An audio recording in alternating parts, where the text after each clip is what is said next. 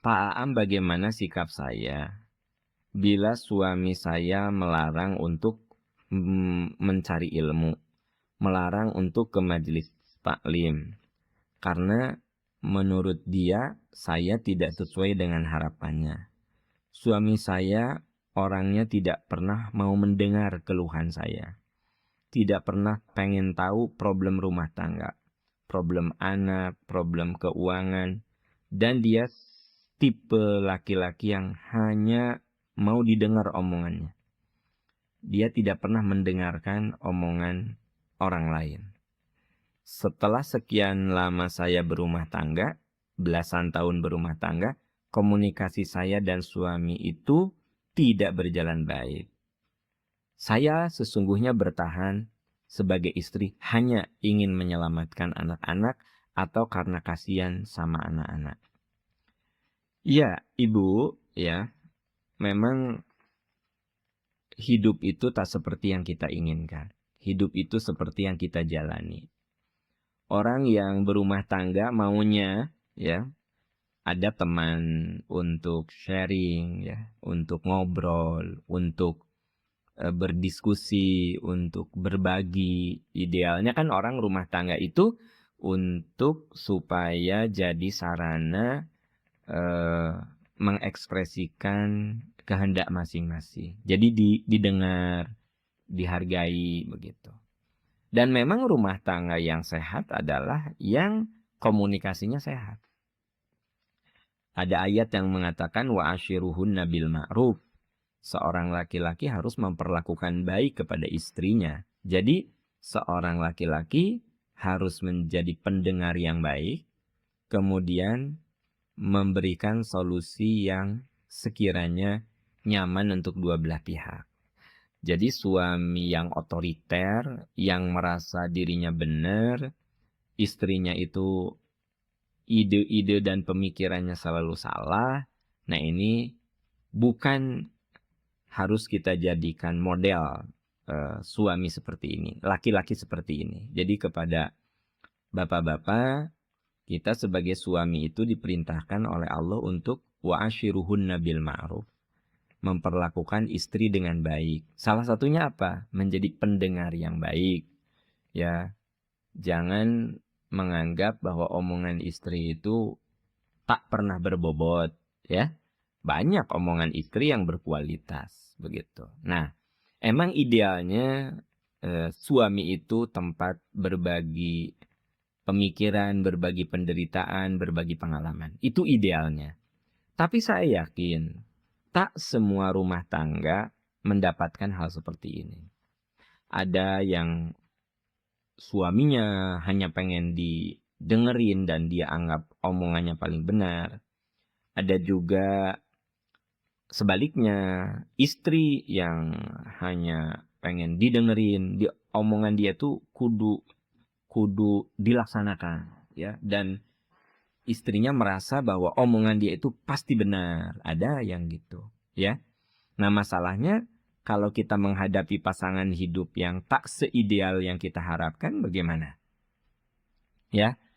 Nah, Anda bertahan itu demi anak-anak. Ya, tentu itu bagian dari perjuangan yang luar biasa.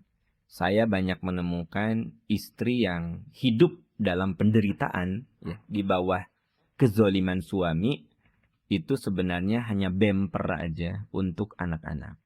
Nah, ibu-ibu yang mengalami hal ini, percayalah bahwa kalau Anda sabar, sebenar-benarnya sabar, maka Allah akan membukakan pintu-pintu surga demi kesabarannya. Di dalam Quran dikatakan, Salamun alaikum bima sobartum. Masuklah kamu ke dalam surga karena kesabaran kamu. Jadi kalau dalam rumah tangga kita akhirnya mengorbankan pikiran, perasaan, bahkan mungkin kehormatan dan harga diri, ya, demi menyelamatkan anak-anak. Ini banyak kasus akhir-akhir ini seperti ini. Jadi sebenarnya si istri atau suami udah benar-benar nggak kuat sih. Tapi begitu menatap anak-anak, akhirnya ya udahlah, Demi mereka saya hancur juga nggak masalah. Demi anak-anak, perasaan saya terhina, harga diri saya diinjak-injak. Udahlah, demi anak-anak. Nah, Anda yang dalam rumah tangganya seperti ini, diberi ujian seperti ini, ya, rumusnya baca Ali Imran ayat 200, ya ayyuhalladzina amanusbiru, hai orang beriman sabar, sobiru, dina terus kesabaranmu, robitu, jangan sampai kamu putus asa, wattaqullah, dekatkan diri kamu kepada Allah, la'allakum tuflihun, semoga perjuanganmu itu berhasil. Nah, kalau sampai akhir hayat atau sampai anak-anak itu dihantarkan ke pintu kesuksesan dan akhirnya ibu atau bapak mengorbankan diri demi anak-anak, apa firman Allah di dalam surat Ar-Ra'd, ya, salamun alaikum, sok kamu masuk surga, kesejahteraan untuk kamu, bima sobartum, karena kamu sudah sabar. Jadi memang solusinya adalah hanya satu, sabar. Kalau memang Anda memutuskan diri untuk jadi bemper ngadepin suami yang sepertinya dia mah nggak pernah salah, dia mah benar terus, ya.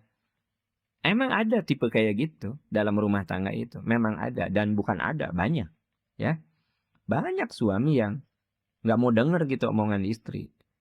Jadi mending kalau dianya cerdas dan dia lagi bodoh deh gitu. Ada banyak yang gitu. Nah, jadi bagi ibu-ibu yang punya suami seperti ini mau diapain lagi? Ya, hanya dua kan solusinya. Kalau benar-benar Anda terzolimi dan Anda merasa ingin membela diri, ya gugat cerai. Makanya di buku nikah kan ada. Sewaktu-waktu suami tidak menafkahi atau memperlakukan secara kasar. Jadi bagi ibu-ibu yang diperlakukan oleh suami secara kasar, KDRT dalam bentuk fisik ataupun mental, ada yang KDRT mental. Memang nggak pernah mukul, tapi omongannya. Istri itu digoblok-goblogin, istri dipanggil monyet, istri dipanggil babi, ya. Bayangkan, manggil ke istri kayak begitu. Nah, kalau seorang istri nggak kuat, ini istri bisa gugat cerai. Laki-laki seperti ini bisa digugat cerai. Kenapa? Karena yang namanya rumah tangga itu harus qawwam. Jadi si suami itu melindungi istri. Harus ada kesetaraan hubungan gitu. Jadi yang namanya laki-laki itu pemimpin bagi wanita bukan pemimpin struktural. Seperti manajer kepada staf. Seperti direktur kepada GM, bukan begitu. Yang dimaksud laki-laki pemimpin bagi wanita itu bersifat partnership, ya. Makanya ayatnya juga ar-rijalu qawwamuna 'alan nisa, bukan amirun nisa. Ya. Pemimpin itu kan amir. Amirul mukminin itu khalifah, pemimpin negara. Kalau rumah tangga tidak disebut ar-rijalu amirun nisa, tapi ar-rijalu qawwamun 'alan nisa. Qawwam itu artinya pelindung, partnership, partner, ya, yang berusaha melindungi gitu. Jadi kalau suami otoriter, ya, dengan omongannya yang menyakitkan, dengan perilakunya yang buruk, ya seorang istri bisa gugat cerai, datang ke pengadilan agama. Ya.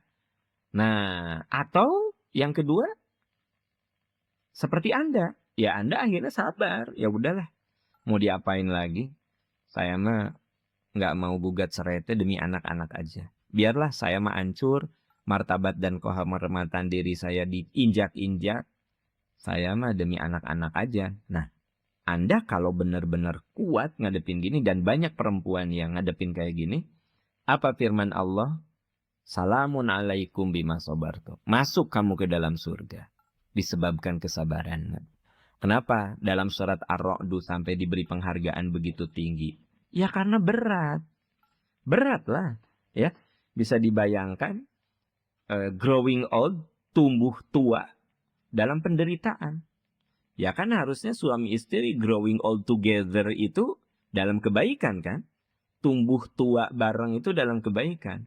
Ini bisa dibayangkan growing old together, ya, tumbuh besar dalam penderitaan.